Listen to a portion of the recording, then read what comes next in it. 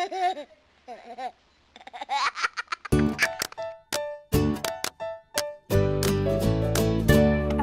order should be, so they come in, shoes off, everything, we sit down in a circle and they each say their names and then we give them their lanyard. We're at a school in Benbecula. We're delivering our final workshops to P5. Before you sit down, could you take your shoes off? Yeah. Can you pop your shoes off? Okay, so I'd like to get started by saying hi, and my name's Hannah, and could we maybe go around the circle and say our name and one thing about us? So me and Emily will start. So I'm Hannah, I'm an MCP, Member of Children's Parliament, and I have a pet dog. Hi, my name's Emily and I'm a Member of Children's Parliament and I like to swim. As a children's human rights defender, our role is to help children speak for themselves. Well, Children's Parliament is an organisation that go around the country and help children have a voice. 2 years ago we were sat in a workshop at school and now we're part of an exciting project with Children's Parliament and Bristol Commissioner to talk about children's rights. So today we want to know what you think about children's rights. Now we're going to pass on to Yoli and she's going to tell a story. In the first exercise, Yoli tells a story about the beginning of the UNCRC. And basically what we do is we tend to go back in time to see what it was like for children. So they don't have any rights, they don't get fed properly and they don't get an education. So what we're trying to get in their heads with the exercise is what it was like before there was rights. We have this massive jigsaw that we've been tutored around all the schools and it's pretty much just got all the rights listed from 0 to 42, spiralled around.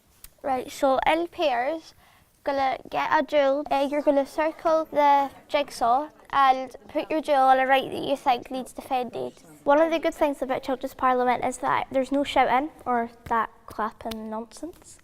We just raise our hands and then everybody puts their hands up and that's how we get their attention. So now we're going to move on to the dual ritual. So if we could form an audience. We need each child to go into their group and they'll each pick out a right and they have to write why it's important. I chose number 19.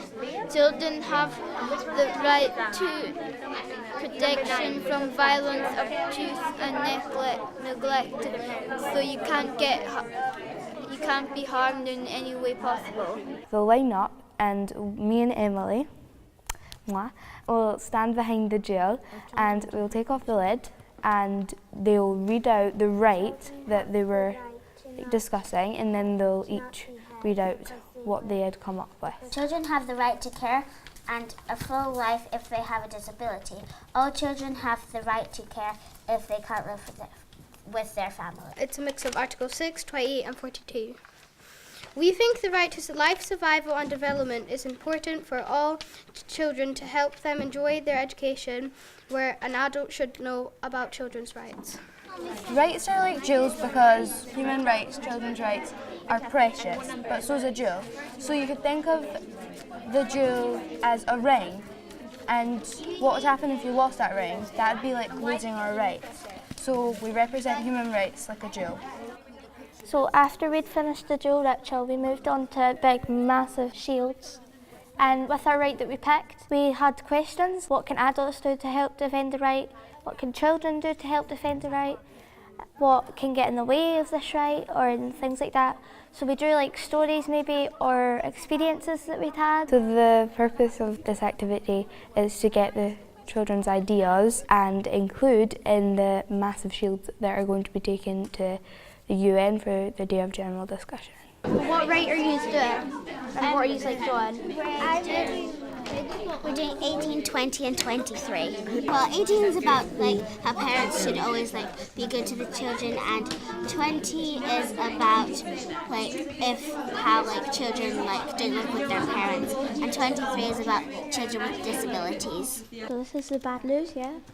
Yeah, that's bad news, that's the good news. Yeah, I like your drawings. The feedback's important because some kids don't have any confidence, so them feeding back to the class on what they did and us giving them picking out different things that we enjoyed about their piece of work, and that kind of just makes them feel good and that they've not just made this shield for no reason, that they've actually got a purpose for doing it. And this one, take note teachers, this one's about homework. Say one of the children didn't feel confident enough, or they just felt a bit nervous about speaking, there was an adult or me and Emily or even one of their teammates beside them could have helped them out. Like comes home and she's like had Project works really well because with the Children's Parliament, teaching you about rights is different because you're like active and you draw about it and you talk about it and you don't just sit and watch PowerPoint. For me, the workshops have been really good. I've enjoyed both the ones that I've done, and even myself, I just keep on learning more about rights, even though like I've been Children's Parliament for a while and everything. Just like when you hear other children's ideas and like everyone else's ideas, you just learn like so much more.